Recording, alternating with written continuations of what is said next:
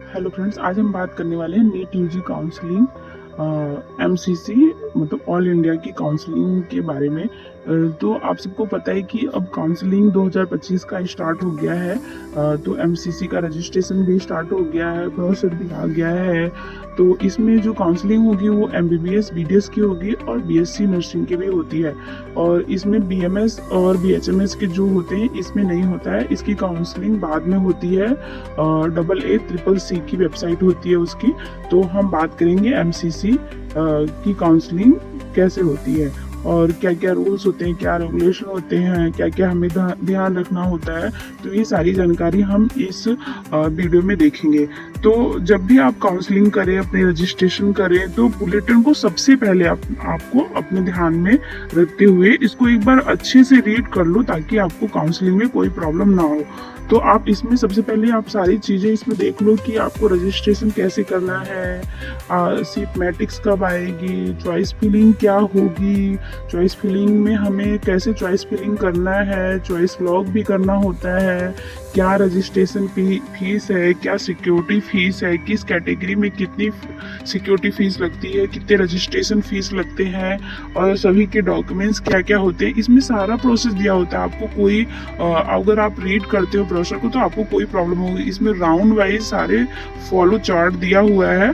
तो आप चार्ट को अच्छे से एकदम रीड करके आप काउंसलिंग को अच्छे से कर सकते हैं, आपको कोई प्रॉब्लम ना हो। क्या लेकिन लोग क्या होता है कि अच्छे से रीड नहीं करते। आपको किसी भी स्टेट की काउंसलिंग कर रहे हो या एमसीसी का कर रहे हो या किसी स्टेट का कर रहे हो, सारे स्टेट भी ब्रोशर अपने रिलीज करते हैं, हर एक चीज का होता है। लेकिन क्या होता है, लोग घबरा जाते हैं, नहीं देख पाते हैं।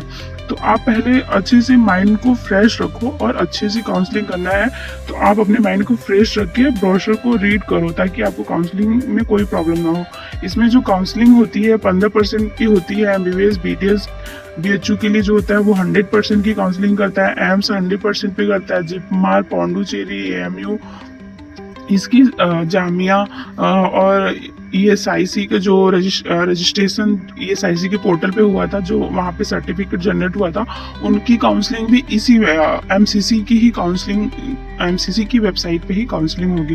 तो ये सारी जानकारी आपको रखनी होती है पहले से ही। बहुत बच्चे होते हैं जो छूट जाते हैं। एनआरआई से जिन बच्चों को जाना होता है डिम्ड के लिए, तो उनको भी यहीं पे आपको पहले अभी उसके लिए नोटिस आएगा। तो आपको अपने डॉक्यूमेंट्स मेल करने होते हैं। तो उसका प्रोसेस अभी स्टार्ट होगा। अभी आई थिंक अभी उसका नोटिस नहीं आया है, तो जल्द ही आ जाएगा। तो आप सारे प्रोसेस इसमें चेक करके ही अपनी काउंसलिंग करें ताकि आपकी काउंसलिंग में कोई प्रोसेस नहीं। और चॉइस फिलिंग की बात रह गई, तो चॉइस फिलिंग को आप जब भी करो तो चॉइस फिलिंग में आप गवर्नमेंट के लिए अगर बच्चे कर रहे हैं तो वो ईयर वाइज करें और कॉलेज को चेक कर लें कि कॉलेज कितना पुराना है, उसकी फैसिलिटी कैसी है, वो सारी चीज़ें आप चेक कर लें। और अगर डिम्ड के लिए कर रहे हैं तो अपने मार्क्स के अकॉर्डिंग, अगर आपके मार्क्स अच्छे हैं तो आप जो कम फीस के कॉलेज होते हैं उसके अकॉर्डिंग आप चॉइस फिलिंग करो।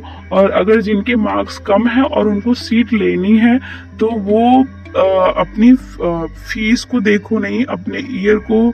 और जो कट ऑफ वाइज करो, जो नेक्स्ट ईयर पिछले साल का जो कट ऑफ था उसको देखो कि सबसे कम पे है। थोड़ा ध्यान में रखते हुए कि ऊपर नीचे काउंसलिंग कॉलेज को देखकर अपनी काउंसलिंग को करो ताकि आपको कॉलेज अच्छे से अलॉट हो जाए। अगर आप फर्स्ट राउंड में काउंसलिंग कर लेते हो अच्छे से, आपको कॉलेज मिल जाता है तो आप आगे परेशान नहीं होगे। अगर आप काउंसलिंग में चॉइस फिलिंग अच्छे से नहीं करते हो तो आप फिर रह जाते हो, तो आगे चल के आपको क्या होता है कि बहुत सारे प्रॉब्लम्स होने लगती है। कहीं पे किसी कॉलेज में सीट मिलती है, किसी में नहीं, क्या क्योंकि सीटें कम होती हैं और वो फील हो जाती है, तो फिर आपको ऑप्शन नहीं मिलता है।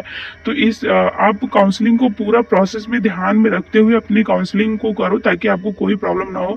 तो आगे की जानकारी के लिए चैनल पे बने रहें, चैनल को सब्सक्राइब जरूर करें। धन्यवाद।